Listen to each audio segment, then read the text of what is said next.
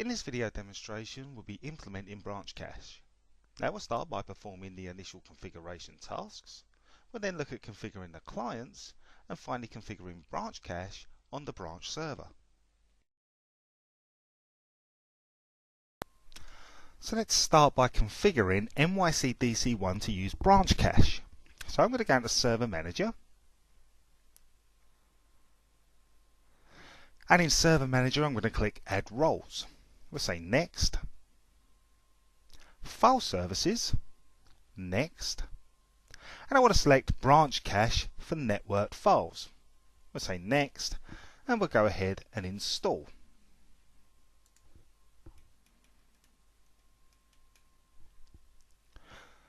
Okay, with that done, let's go into gpedit.msc.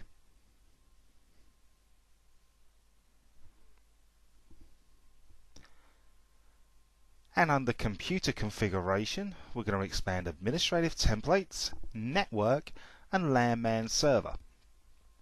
We just clean our screen up a bit. We can see we've got hash publication for branch cache. I want to go ahead and edit that. I'm going to select Enabled. And I'm going to select Allow hash publication only for shared folders on which branch cache is enabled. So we'll say OK. Now, in order for this to work in the lab, we have to simulate slow link to the branch office. So I'm going to go in and create a policy-based quality of service. And I'm just going to call this limit to 100 kilobits per second. Okay, and we'll specify the outbound throttle rate of 100 kilobits per second.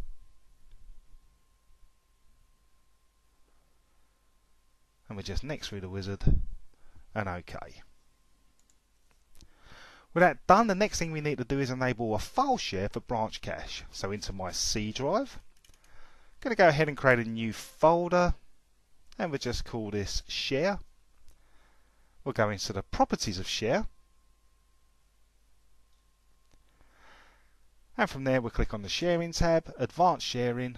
We're going to choose to share the folder, and click on caching. And you can see we want to enable branch cache. So we'll say OK. OK, and close.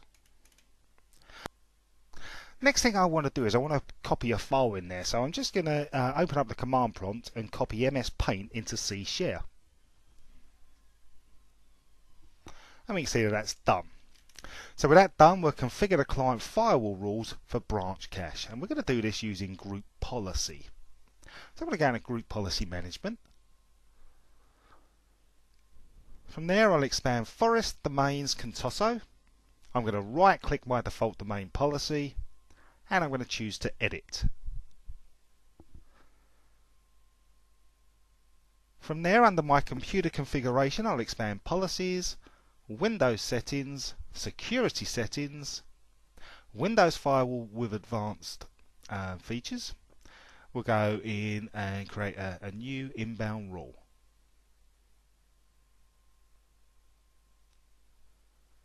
We'll create a predefined rule, and I'm going to select branch cache content retrieval uses HTTP, and we're next, and allow the connection and finish.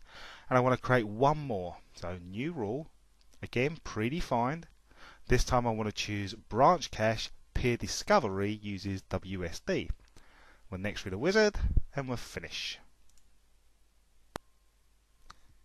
So from there, under our Windows settings, we're going to go into branch cache, into standard, and we're going to turn on branch cache.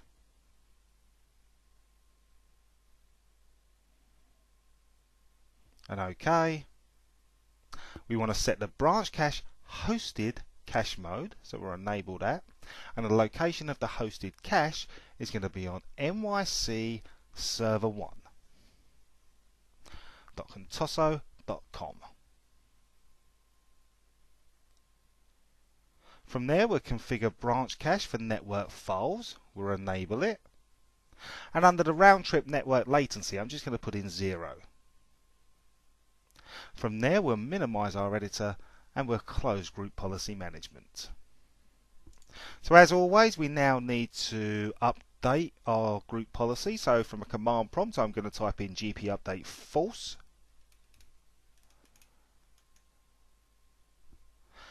followed by NetShell branch cache show status all.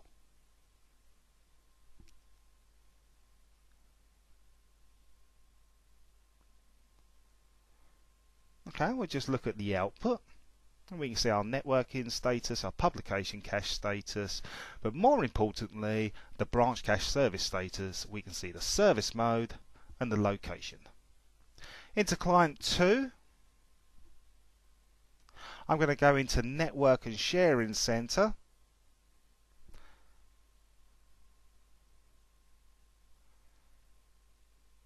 And I just want to make sure this machine's on the right network. So I'm going to change it to obtain the IP address automatically.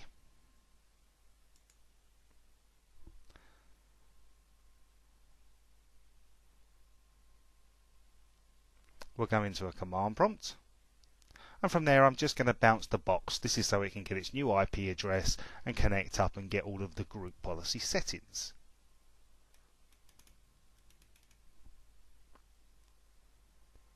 Okay, so we're back up and running. Let's log on as the administrator with a password of password.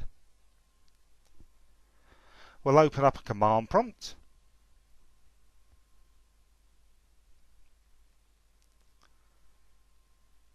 And from there we'll run a GP update false, followed by a NetShell branch cache show status all. Now you might be wondering why we've done a GP update false. This is because group policy on a client works in an asymmetrical fashion. So again, we'll scroll up, and then from there we can see our service mode and our hosted cache location has now been set up by group policy. So from here we'll now configure branch cache on the branch server. So in server 1 we're going to go into server manager.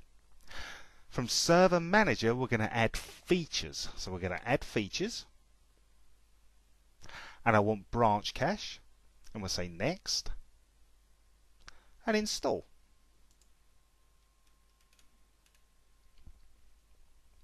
With that installed, the next task I'm going to do is request a certificate and link it to branch cache.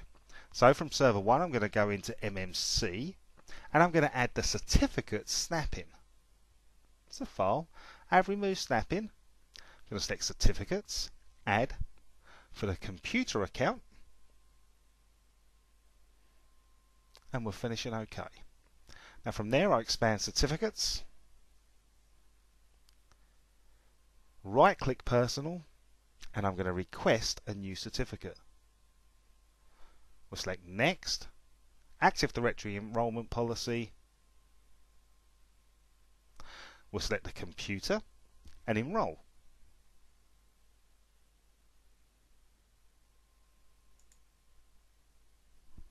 Okay, from there let's go ahead and just check our certificate. We look at the details. What I want to do is I want to copy the thumbprint. I'm going to need this thumbprint algorithm. So under the thumbprint I'm going to copy this value,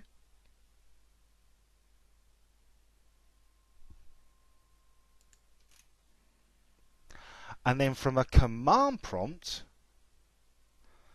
we're going to type in NetShell HTTP add SSL cert for the IP port. We'll type in our hash, the app ID. Oh, and I've missed a T out there. So we'll just go back up and we'll put a T at the end of the E.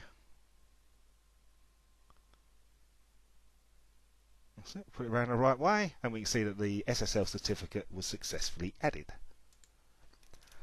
From there we'll do NetShell branch cache show status all.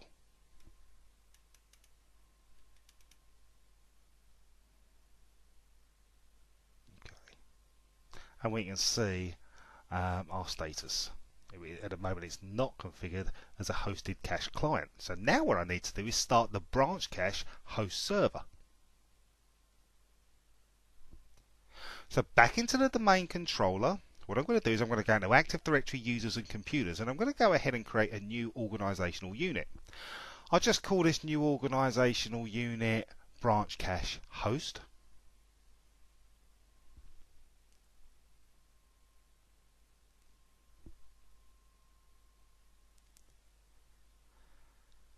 And then in the computers container, I'm going to move server 1 into the newly created OU. And we can see that it's now present. Back into group policy management.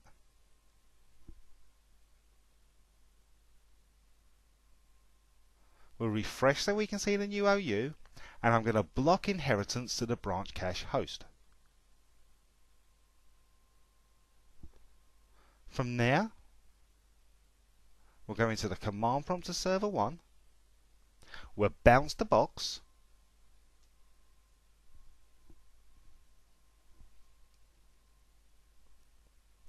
And when the box comes back up, we'll log on as the administrator. Again, go into a command prompt.